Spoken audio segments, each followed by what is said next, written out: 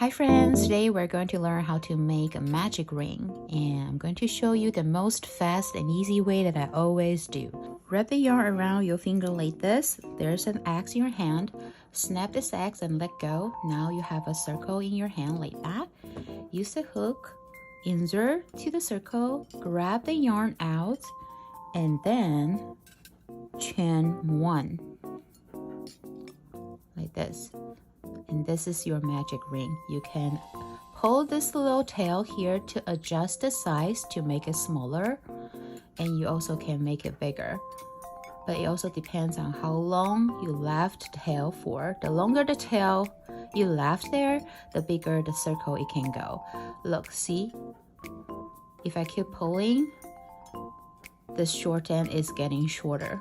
So I'm going to make it smaller now by pulling this short end right here, because I don't need that big of the magic ring.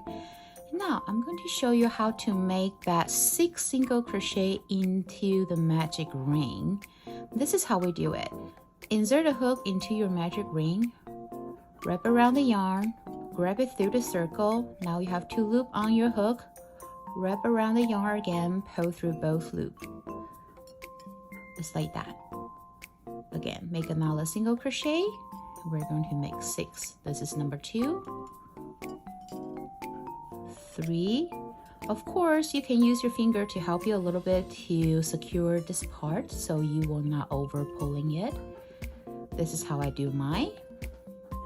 Now you have 6 single crochet here, and I'm going to pull this little tail here to close the circle. And this is also the most common way to start an amigurumi project.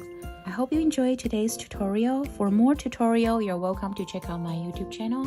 I'll see you in the next one.